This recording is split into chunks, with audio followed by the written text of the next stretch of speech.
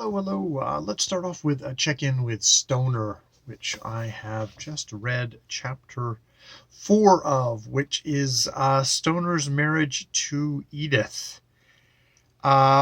Which, oh my God, it is one of those super awkward marriages. I don't know. It's like the parents come to town and they don't talk to each other. Stoner's parents just sort of stand in a corner, do nothing. Edith is tight-lipped and kind of, and then there's the honeymoon.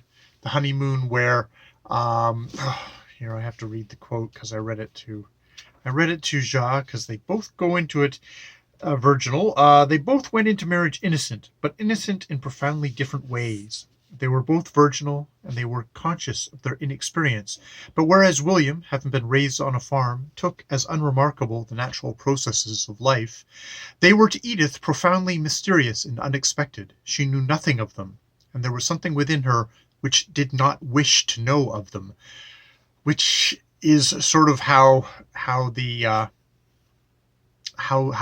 marriage night, actually the first night, she's just like kind of like she gets to kind of what is termed as hysterical is a loaded word, things.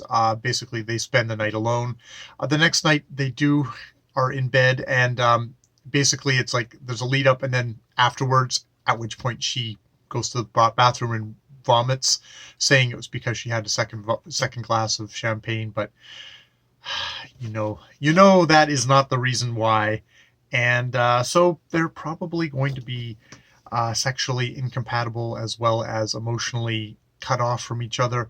Just like one of these, like, at the very beginning here, you're just like, oh, please don't get together, please don't be together, kind of thing. You can see the warning signs, and Stoner loves Edith.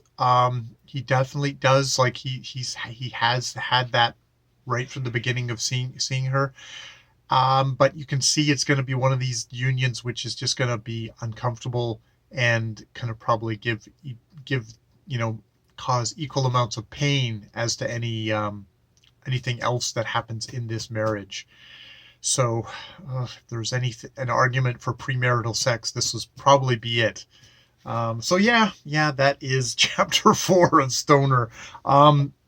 Took me a while to actually read through that one. I got halfway through and it was like all the marriage stuff, and there's some ways it does actually remind me of my own wedding day, not the sexual incompatibility or that, but just a certain kind of an awkwardness and a certain kind of a haze you get into on a day like that. It's just like that. I do remember that kind of things being muffled. I'm like, holy shit. Worked out a lot better for me. I have a feeling it's going to work out a lot better for me than it has for old Stoner here. All right. Finch seems to be the best man here, and is indeed being supportive in his, supportive way, calls him any last requests from the doomed man, kind of all that kind of the kind of the lame jokes that are made on wedding days, though they have more reverberations here because Stoner seems a little doomed here. All right, I will leave it there. More videos later.